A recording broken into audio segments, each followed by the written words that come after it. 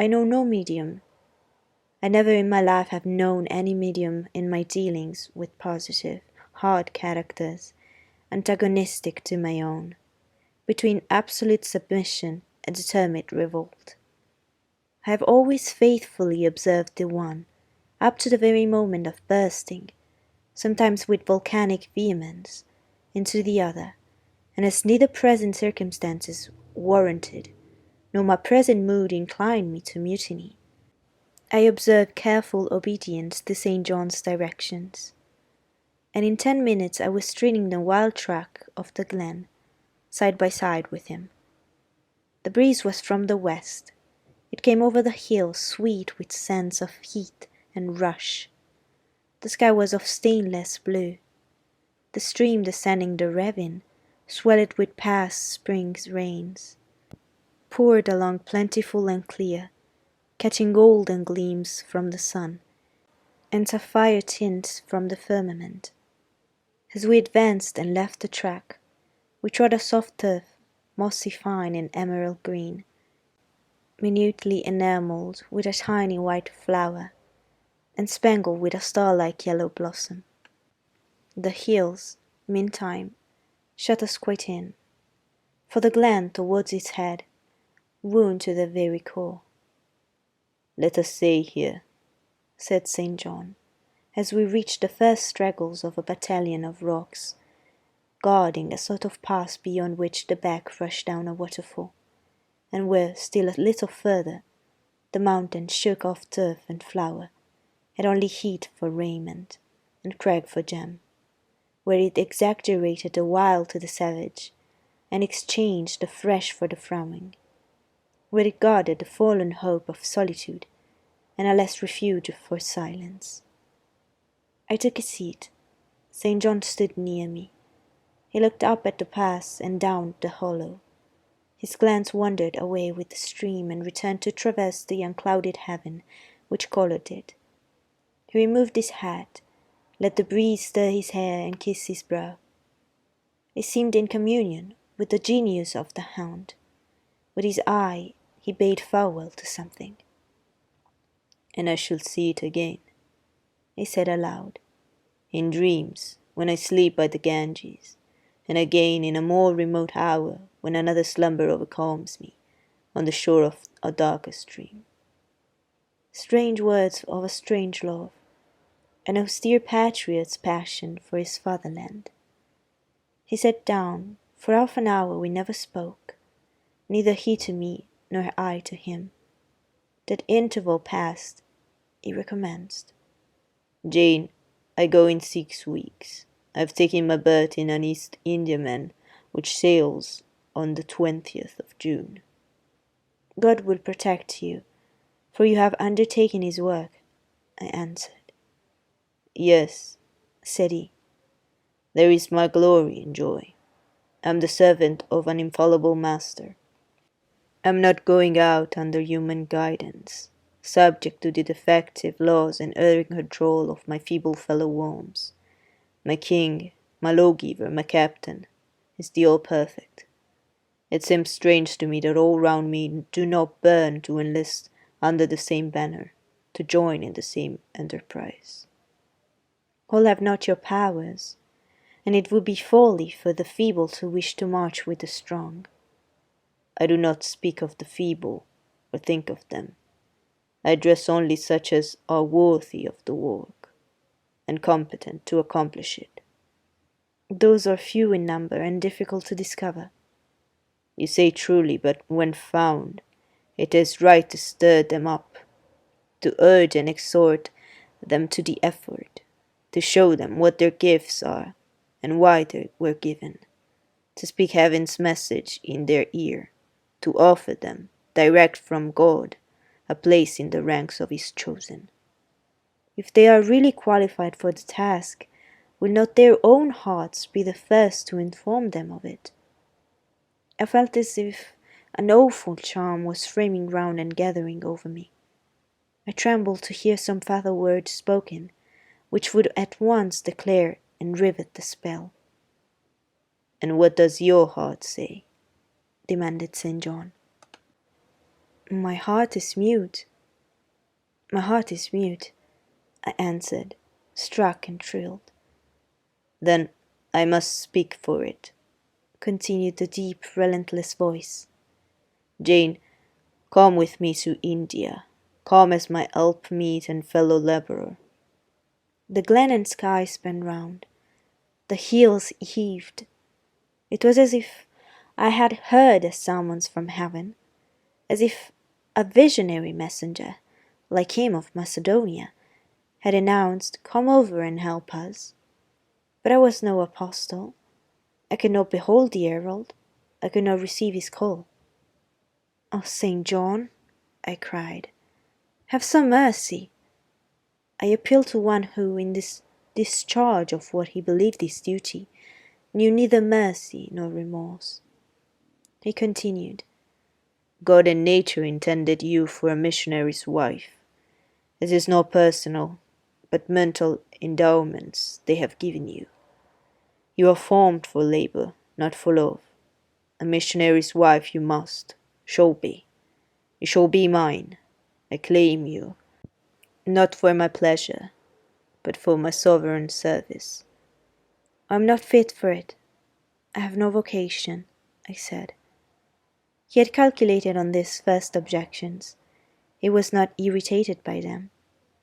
Indeed, as he leaned back against the crag behind him, folded his arms on his chest, and fixed his countenance, I saw he was prepared for a long and trying opposition, and had taken in a stock of patience to last him to its close, resolved, however, that at close should be the conquest for him.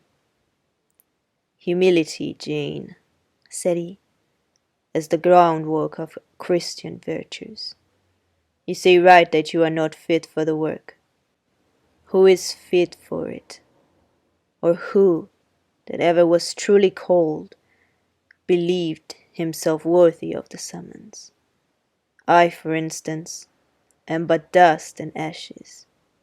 With St. Paul, I acknowledge myself the chiefest of sinners. But I do not suffer this sense of my personal vileness to daunt me. I know my leader, that he is just as well as mighty, and while he has chosen a feeble instrument to perform a great task, he will, from the boundless stores of his providence, supply the inadequacy of the means to the end. Think like me, Jane. Trust like me. It is the rock of ages I ask you to lean on. Do not doubt, but it will bear the weight of your human weakness. I do not understand a missionary life. I have never studied missionary labors. There, I, humble as I am, can give you the aid you want. I can set your task from hour to hour, stand by you always, help you from the moment to moment. This I could do in the beginning, and soon you would be as strong and apt as myself. I would not require my help. But my powers, where are they for this undertaking? I do not feel them. Nothing speaks or stirs in me while you talk. I am sensible of no light kindling, no life quickening, no voice counselling or cheering.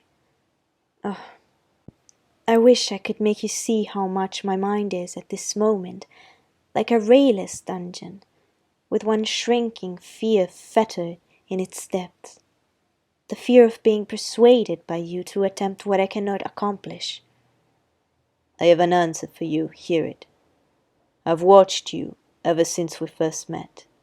I have made you my study for 10 months. I have proved you in that time by sundry tests, and what have I seen and elicited? In the village school I found you could perform well, punctually, uprightly, labor uncongenial to your habits and inclinations.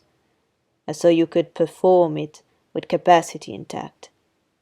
You could win while you controlled.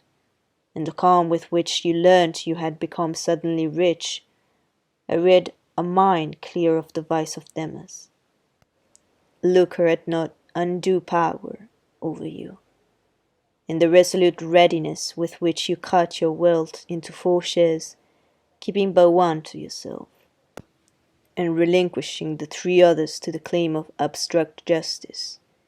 I recognize a soul that revelled in the flame and excitement of sacrifice, and the tractability with which, at my wish, you forsook a study in which you were interested, and adopted another because it interested me, in the untiring assiduity with which you have since persevered in it, in the unflagging energy and unshaken temper with which you have met its difficulties. I acknowledge the complement of the qualities I seek. Jane, you are docile, diligent, disinterested, faithful, constant, and courageous, very gentle and very heroic. Cease to mistrust yourself. I can trust you unreservedly. As a conductress of Indian schools and a helper amongst Indian women, your assistance will be to me invaluable. My iron shroud contracted round me. Persuasion advanced with slow, sure step. Shut my eyes as I would, these last words of his succeeded in making the way, which had seemed blocked up, comparatively clear. My work, which had appeared so vague, so hopelessly diffuse, condensed itself as it proceeded, and assumed a definite form under his shaping hand. He waited for an answer. I demanded a quarter of an hour to think, before again hazarded a reply. Very willingly, He rejoined, and rising he strode a little distance up the pass, threw himself down on a swell of heat, and there lay still. I can do what he wants me to do. I am forced to see and acknowledge that, I meditated. That is, if life be spared me, but I feel mine is not the existence to be long protected under an Indian sun. What then? He does not care for that. When my time came to die, he would resign me, in all serenity and sanctity, to the God who gave me. This case is very plain before me. In leaving England, I should leave a loved but empty land. Mr. Rochester is not there, and if he were, what can that ever be to me? My business is to live without him now. Nothing so absurd, so weak as to drag on from day to day, as if I were waiting some impossible change in circumstances, which might reunite me to him. Of course, I must seek another interest in life to replace the one lost. Is not the occupation he now offers me truly the most glorious man can adopt or God assign? Is it not, by its noble cares and sublime results, the one best calculated to fill the void left by uptorn affections and demolish hopes? I believe I must say yes, and yet I shudder. Alas, if I join St. John, I abandon half myself. If I go to India, I go to premature death. And how will the interval between leaving England for India and India for the grave be filled? Oh, I know well. That too is very clear to my vision. By straining to satisfy St. John till my sinews ache, I shall satisfy him, to the finest central point and farthest outward circle of his expectations.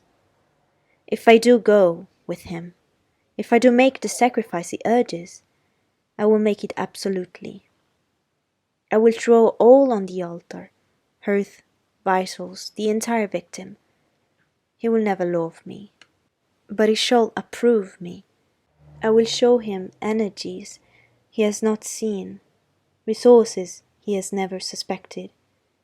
Yes, I can work as hard as he can, and with as little grudging.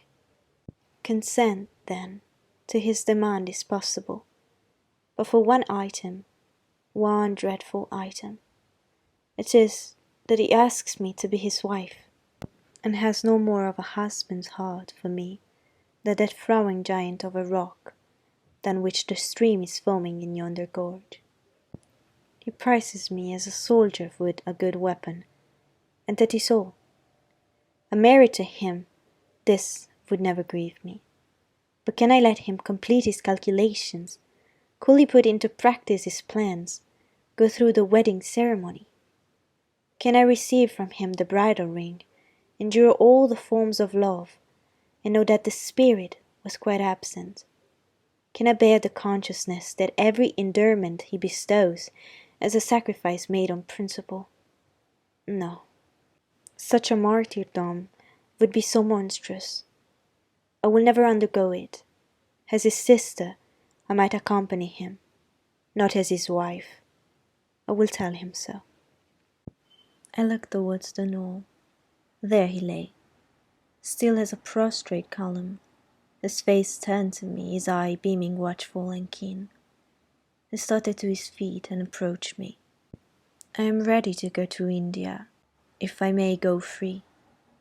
Your answer requires a commentary, he said. It is not clear.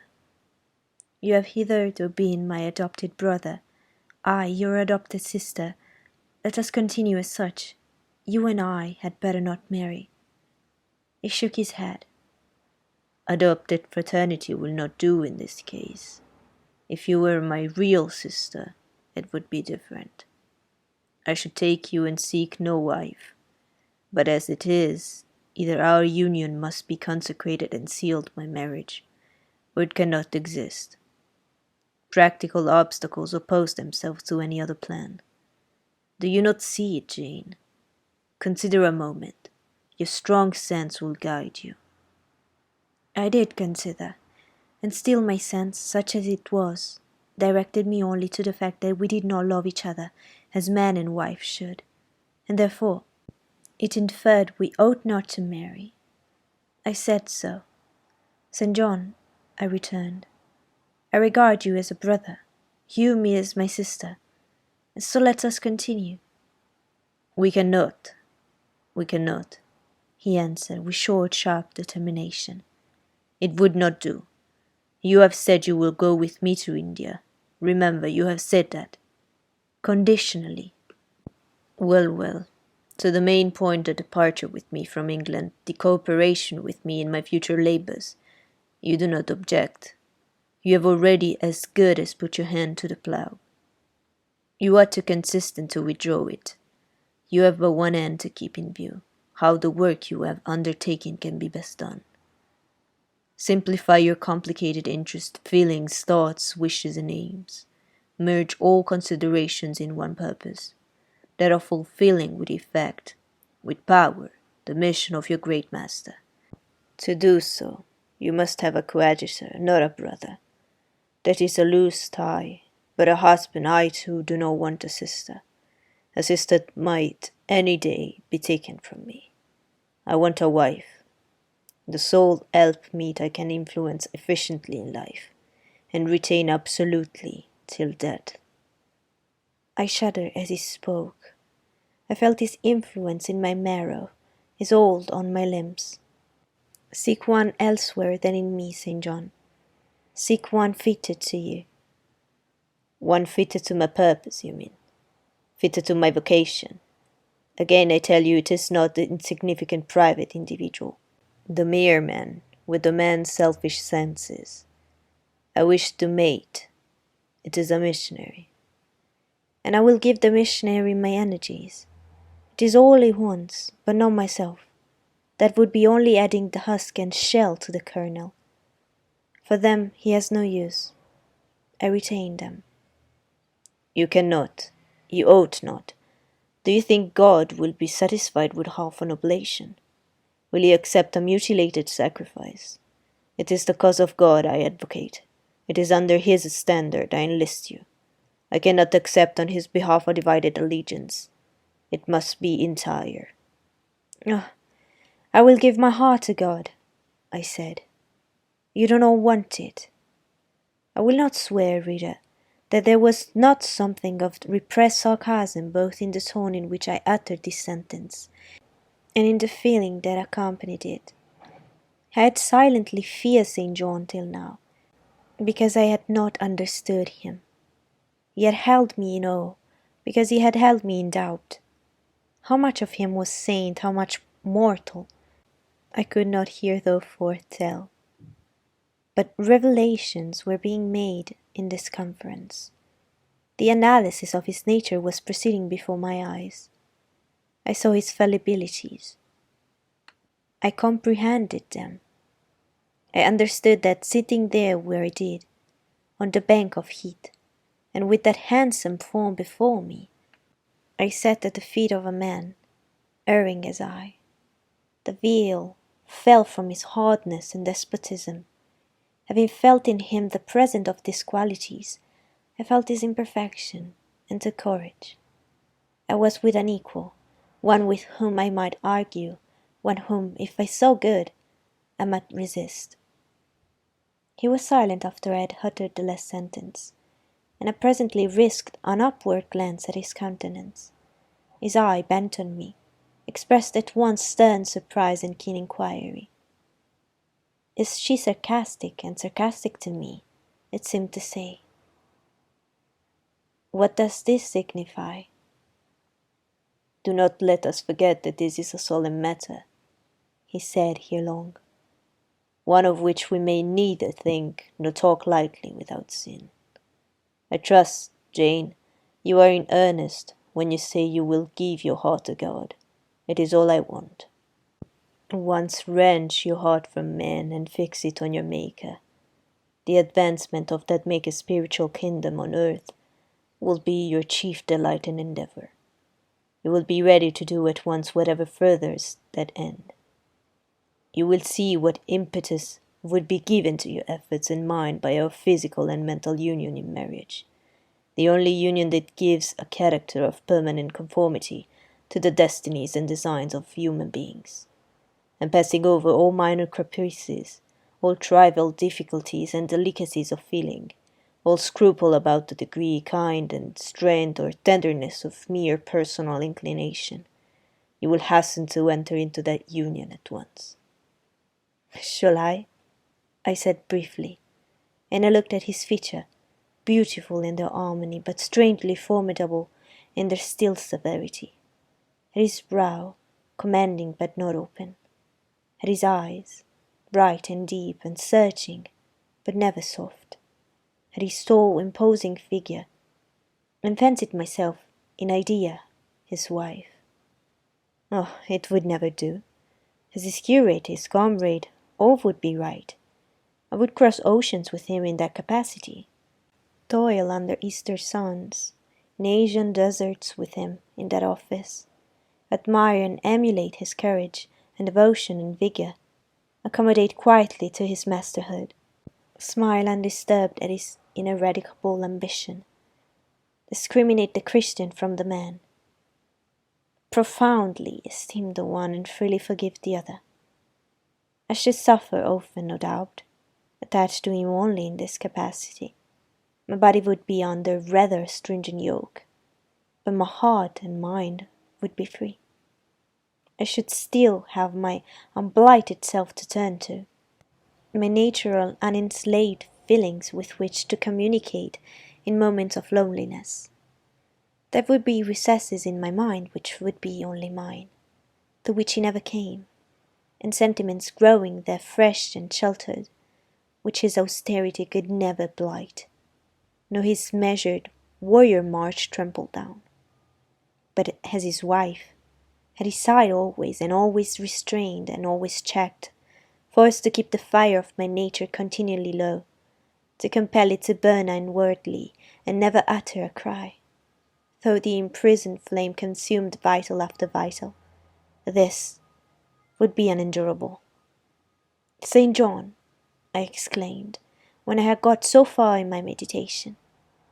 Well, he answered icily, I repeat, I freely consent to go with you as your fellow missionary, but not as your wife. I cannot marry you and become part of you. A part of me you must become, he answered steadily.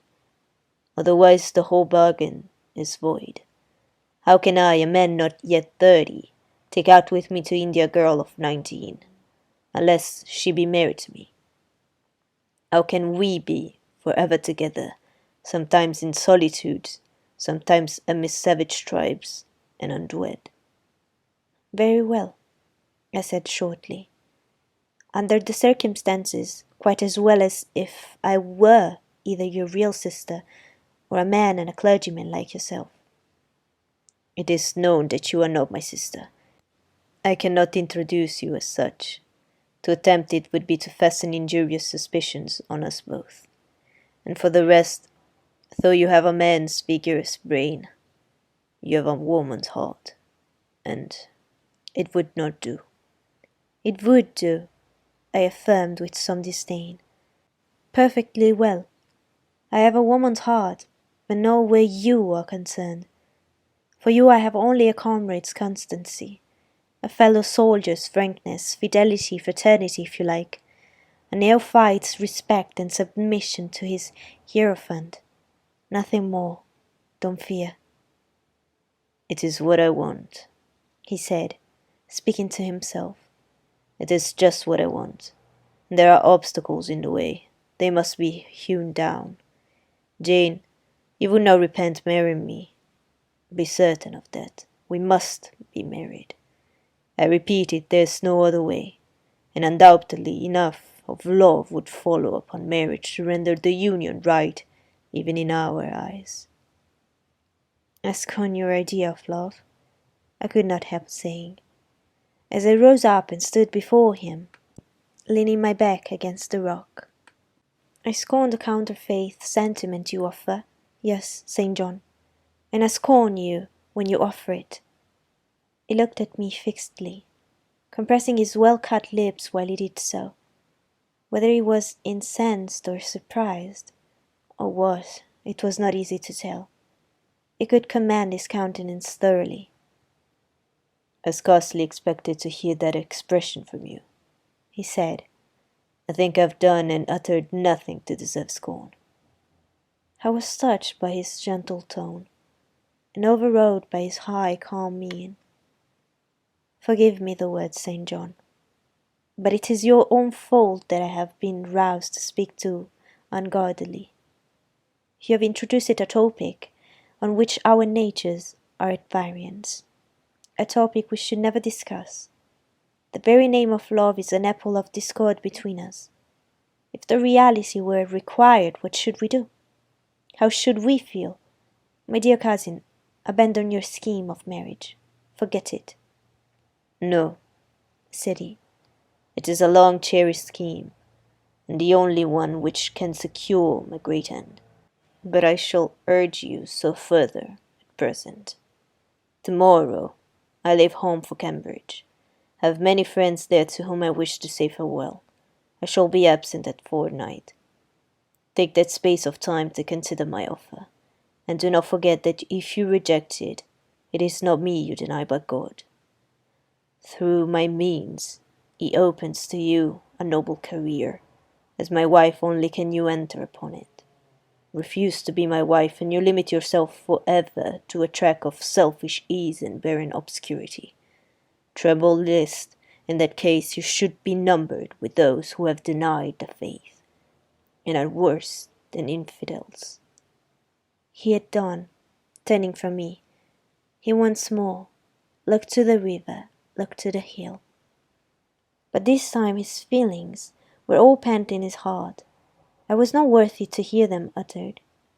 As I walked by his side homeward, I read well in his iron silence all he felt towards me, the disappointment of an austere and despotic nature, which has met resistance where it expected submission, the disapprobation of a cool, inflexible judgment, which has detected in another feelings and views in which he has no power to sympathize.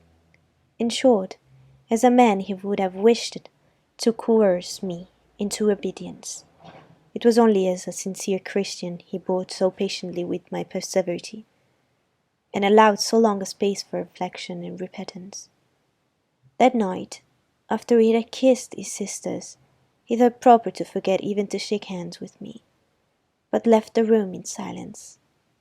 I, who thought I had no love, had much friendship from him, was hurt by the marked omission, so much hurt that tears started to my eyes. "I see you and St. John have been quarrelling, Jane," said Diana, "during your walk on the moor, but go after him. He is now lingering in the passage, expecting you." It will make it up. I've not much pride under such circumstances. I would always rather be happy than dignified. And I ran after him. He stood at the foot of the stairs. "Good night, St. John," said I. "Good night, Jane," he replied calmly. "Then shake hands," I added. What a cold, loose touch he impressed on my fingers! He was deeply displeased by what had occurred that day. Cordiality would not warm, nor tears move him. No happy reconciliation was to be had with him, no cheering smile or generous word. But still the Christian was patient and placid, and when I asked him if he forgave me, he answered that he was not in the habit of cherishing that remembrance of vexation, that he had nothing to forgive, not having been offended. And with that answer he had left me. I would much rather he had knocked me down.